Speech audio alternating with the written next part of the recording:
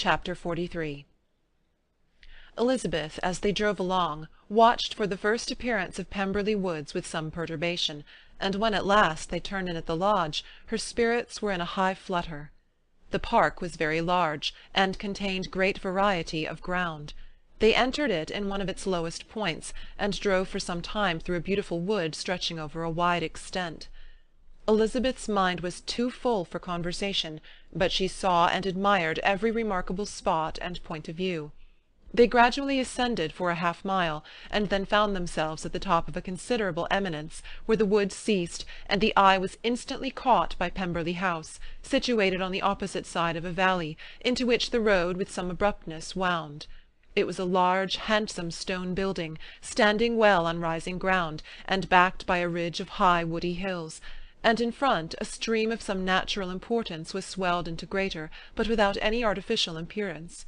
Its banks were neither formal nor falsely adorned. Elizabeth was delighted. She had never seen a place for which nature had done more, or where natural beauty had been so little counteracted by an awkward taste. They were all of them warm in their admiration, and at that moment she felt that to be mistress of Pemberley might be something.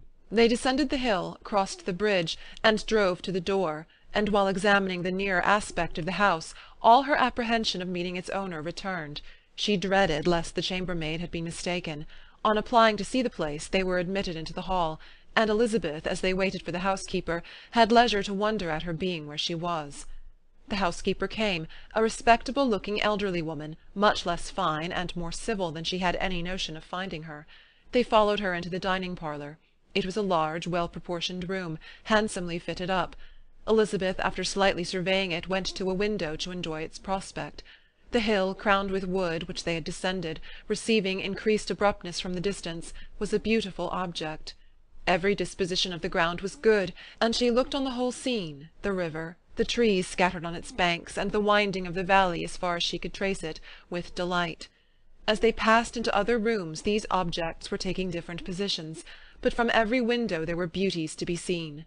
The rooms were lofty and handsome, and their furniture suitable to the fortunes of its proprietor.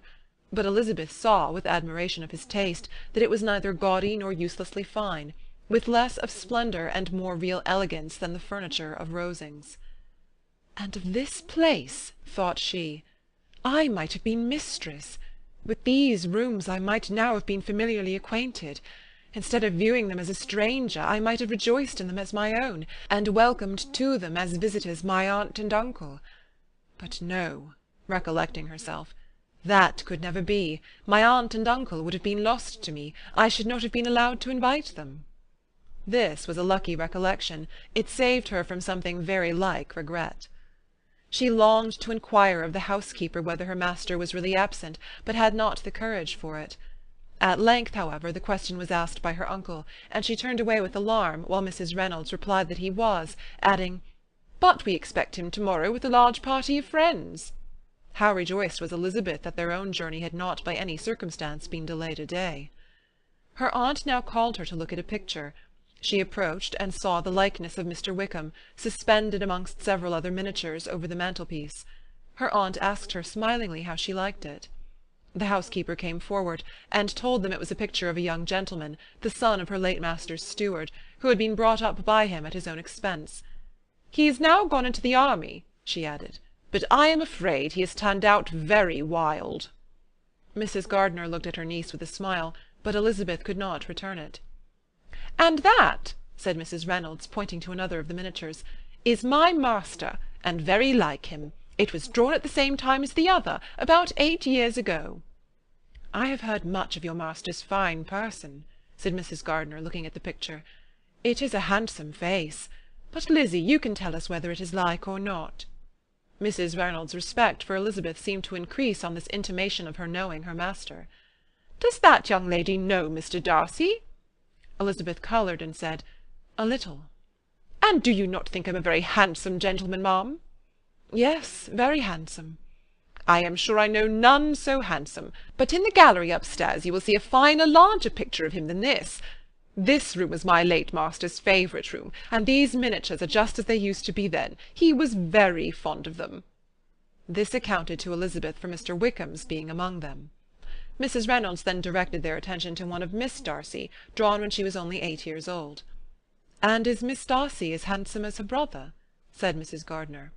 "Oh, yes, the handsomest young lady that ever was seen, and so accomplished. She plays and sings all day long. In the next room is a new instrument just come down for her, a present from my master. She comes here to-morrow with him." Mr. Gardiner, whose manners were very easy and pleasant, encouraged her communicativeness by his questions and remarks. Mrs. Reynolds, either by pride or attachment, had evidently great pleasure in talking of her master and his sister. "Is your master much at Pemberley in the course of the year?" "Not so much as I could wish, sir, but I dare say he may spend half his time here, and Miss Darcy is always down for the summer months." "Except," thought Elizabeth, "when she goes to Ramsgate." "If your master would marry, you might see more of him." "Yes, sir, but I do not know when that will be. I do not know who is good enough for him." Mr. and Mrs. Gardiner smiled. Elizabeth could not help saying, "It is very much to his credit, I am sure, that you should think so." "I say no more than the truth, and everybody will say that knows him," replied the other. Elizabeth thought this was going pretty far, and she listened with increasing astonishment as the housekeeper added, "I have never known a cross word from him in my life, and I have known him ever since he was 4 years old." This was praise, of all others most extraordinary, most opposite to her ideas. That he was not a good-tempered man had been her firmest opinion. Her keenest attention was awakened. She longed to hear more, and was grateful to her uncle for saying, "There are very few people of whom so much can be said. You are lucky in having such a master." "Yes, sir, I know I am. If I were to go through the world, I could not meet with a better. But I have always observed that they who are good-natured when children are good-natured when they grow up, and he was always the sweetest-tempered, most generous-hearted boy in the world." Elizabeth almost stared at her. "Can this be Mr. Darcy?" thought she. "His father was an excellent man," said Mrs. Gardiner. "Yes, ma'am, that he was indeed, and his son will be just like him, just as affable to the poor." Elizabeth listened, wondered, doubted, and was impatient for more. Mrs. Reynolds could interest her on no other point. She related the subjects of the pictures, the dimensions of the rooms, and the price of the furniture in vain. Mr. Gardiner, highly amused by the kind of family prejudice to which he attributed her excessive commendation of her master, soon led again to the subject, and she dwelt with energy on his many merits as they proceeded together up the great staircase. "He is the best landlord and the best master," said she, "that ever lived. Not like the wild young men nowadays who think of nothing but themselves. There is not one of his tenants or servants but will give him a good name. Some people call him proud, but I am sure I never saw anything of it. To my fancy it is only because he does not rattle away like other young men." "In what an amiable light does this place him!" thought Elizabeth. "This fine account of him," whispered her aunt as they walked, "is not quite consistent with his behaviour to our poor friend." "Perhaps we might be deceived." "That is not very likely. Our authority was too good." On reaching the spacious lobby above, they were shown into a very pretty sitting-room, lately fitted up with greater elegance and lightness than the apartments below, and were informed that it was but just done to give pleasure to Miss Darcy, who had taken a liking to the room when last at Pemberley.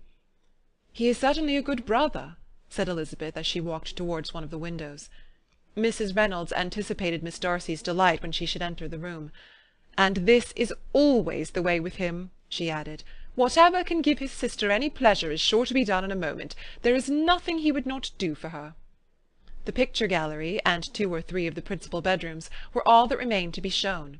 In the former were many good paintings, but Elizabeth knew nothing of the art, and from such as had been already visible below, she had willingly turned to look at some drawings of Miss Darcy's, in crayons, whose subjects were usually more interesting, and also more intelligible.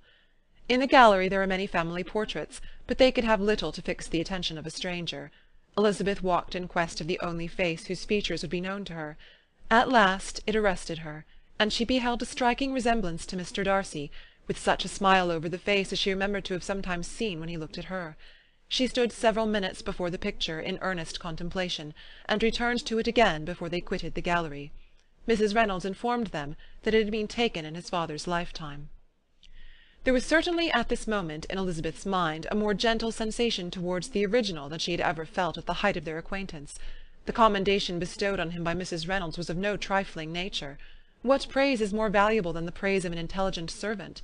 As a brother, a landlord, a master, she considered how many people's happiness were in his guardianship, how much of pleasure or pain was it in his power to bestow, how much of good or evil must be done by him.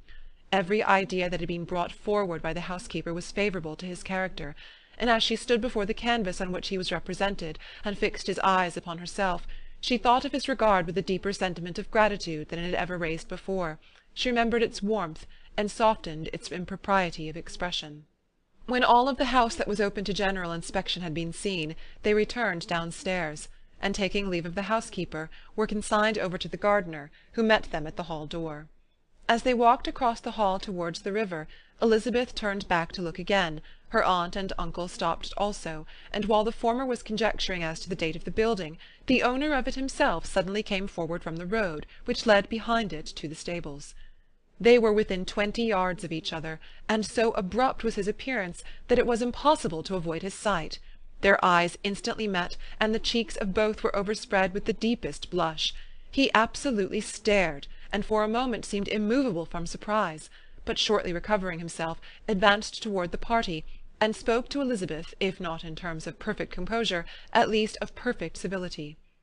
She had instinctively turned away, but stopping on his approach, received his compliments with an embarrassment impossible to be overcome.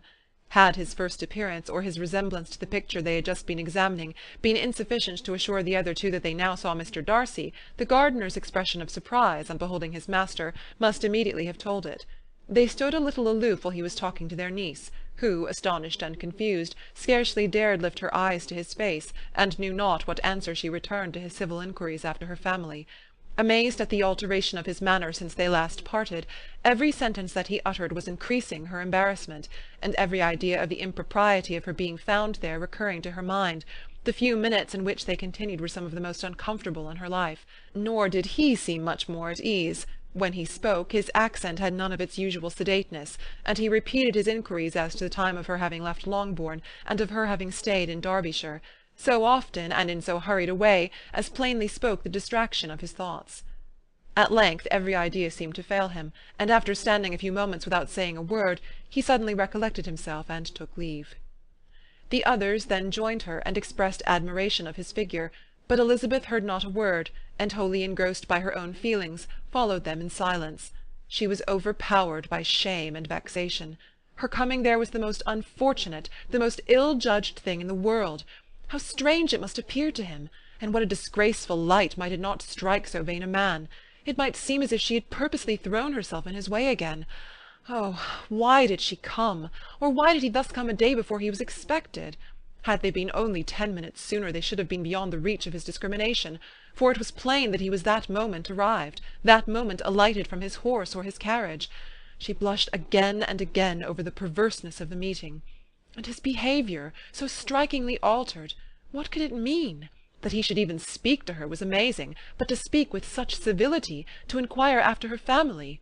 Never in her life had she seen his manners so little dignified, never had he spoken with such gentleness as on this unexpected meeting. What a contrast did it offer to his last address in Rosings Park, when he put his letter into her hand! She knew not what to think, or how to account for it. They had now entered a beautiful walk by the side of the water, and every step was bringing forward a nobler fall of ground, or a finer reach of the woods to which they were approaching. But it was some time before Elizabeth was sensible of any of it, and though she answered mechanically to the repeated appeals of her aunt and uncle, and seemed to direct her eyes to such objects as they pointed out, she distinguished no part of the scene. Her thoughts were all fixed on that one spot of Pemberley House, whichever it might be, where Mr. Darcy then was. She longed to know what at the moment was passing in his mind, in what manner he thought of her, and whether, in defiance of everything, she was still dear to him. Perhaps he had been civil only because he felt himself at ease, yet there had been that in his voice which was not like ease.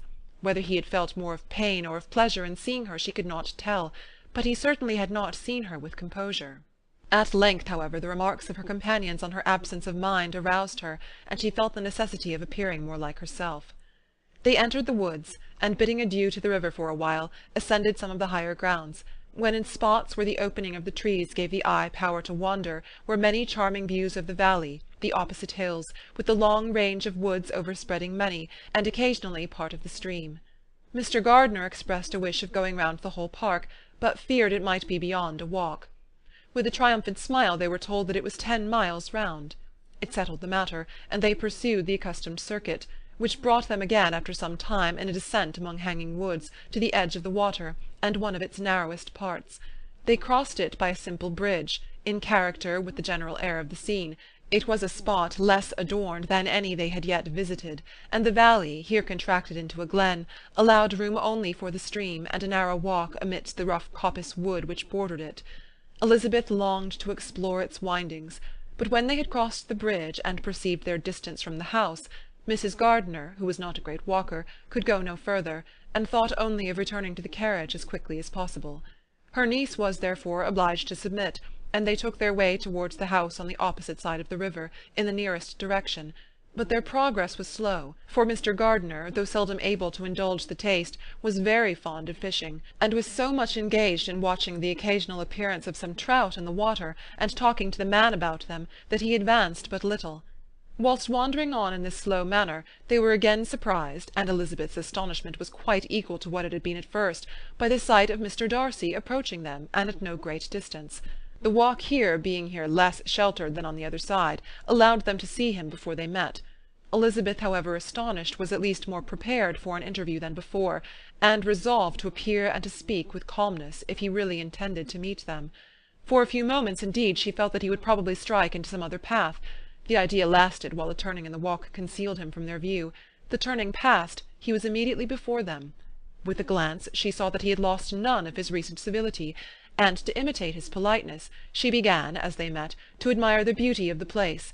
But she had not got beyond the words delightful and charming, when some unlucky recollections obtruded, and she fancied that praise of Pemberley from her might be mischievously construed.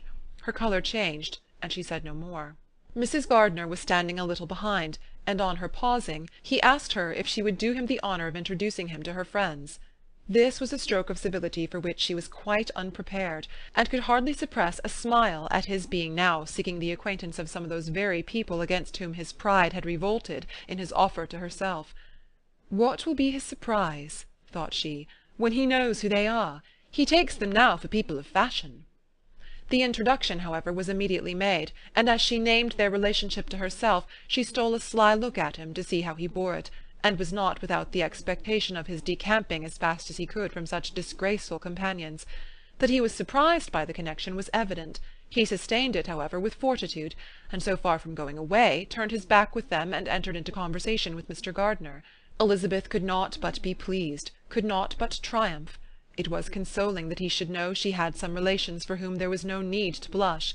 She listened most attentively to all that passed between them, and gloried in every expression, every sentence of her uncle, which marked his intelligence, his taste, or his good manners. The conversation soon turned upon fishing, and she heard Mr. Darcy invite him with the greatest civility to fish there as often as he chose while he continued in the neighbourhood, offering at the same time to supply him with fishing tackle, and pointing out those parts of the stream where there was most usually sport. Mrs. Gardiner, who was walking arm in arm with Elizabeth, gave her a look expressive of wonder. Elizabeth said nothing, but it gratified her exceedingly. The compliment must be all for herself.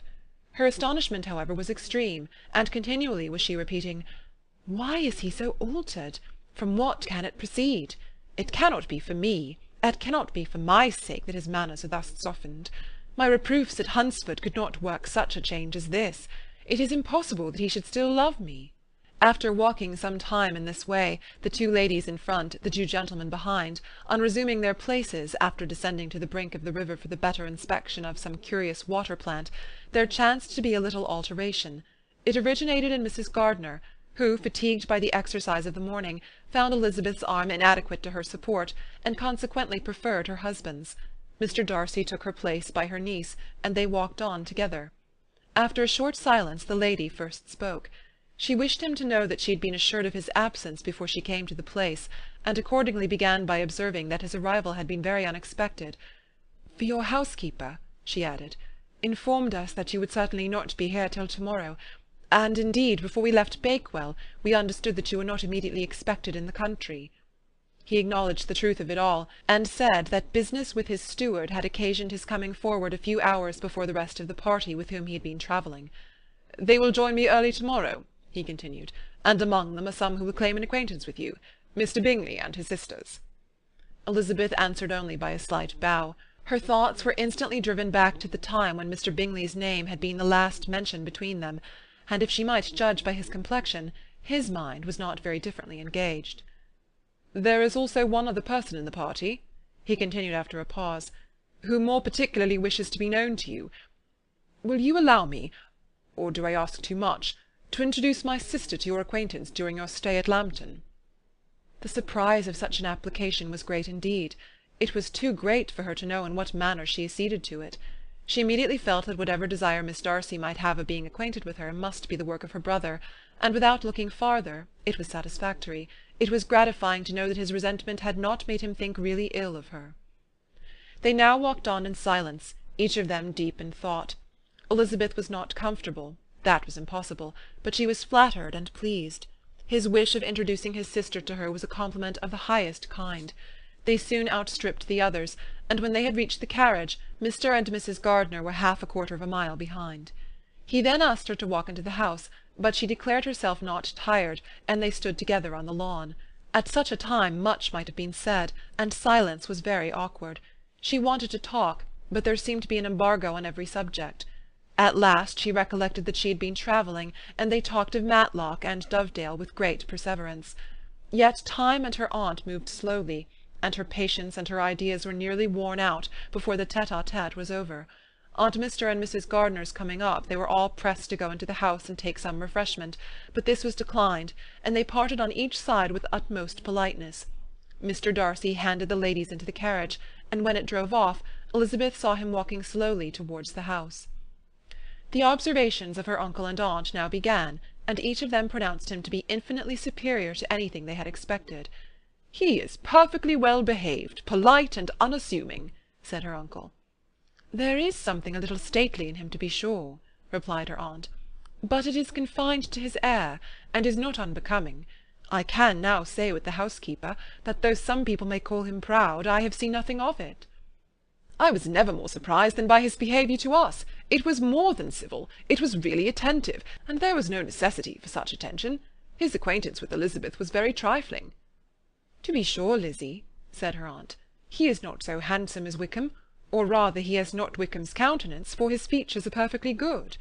But how came you to tell me that he was so disagreeable?" Elizabeth excused herself as well as she could, said that she had liked him better when they had met in Kent than before, and that she had never seen him so pleasant as this morning.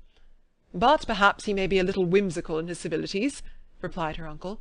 "Your great men often are, and I shall not take him at his word, as he might change his mind another day and warn me off his grounds." Elizabeth felt that they had entirely misunderstood his character, but said nothing. "From what we have seen of him," continued Mrs. Gardiner, "I really should not have thought that he could have behaved in so cruel a way by anybody as he has done by poor Wickham. He has not an ill-natured look. On the contrary, there is something pleasing about his mouth when he speaks, and there is something of dignity in his countenance that would not give one an unfavourable idea of his heart. But, to be sure, the good lady who showed us his house did give him a most flaming character. I could hardly help laughing aloud sometimes. But he is a liberal master, I suppose, and that in the eye of a servant comprehends every virtue." Elizabeth here felt herself called on to say something in vindication of his behaviour to Wickham, and therefore gave them to understand, in as guarded a manner as she could, that by what she had heard from his relations in Kent, his actions were capable of a very different construction, and that his character was by no means so faulty, nor Wickham's so amiable as they had been considered in Hertfordshire. In confirmation of this, she related the particulars of all the pecuniary transactions in which they had been connected, without actually naming her authority, but stating it to be such as might be relied on. Mrs. Gardiner was surprised and concerned, but as they were now approaching the scene of her former pleasures, every idea gave way to the charm of recollection, and she was too much engaged in pointing out to her husband all the interesting spots in its environs to think of anything else. Fatigued as she had been by the morning's walk, they had no sooner dined than she set off again in quest of her former acquaintance, and the evening was spent in the satisfactions of an intercourse renewed after many years' discontinuance. The occurrences of the day were too full of interest to leave Elizabeth much attention for any of these new friends, and she could do nothing but think, and think with wonder, of Mr. Darcy's civility, and above all, of his wishing her to be acquainted with his sister. Chapter 43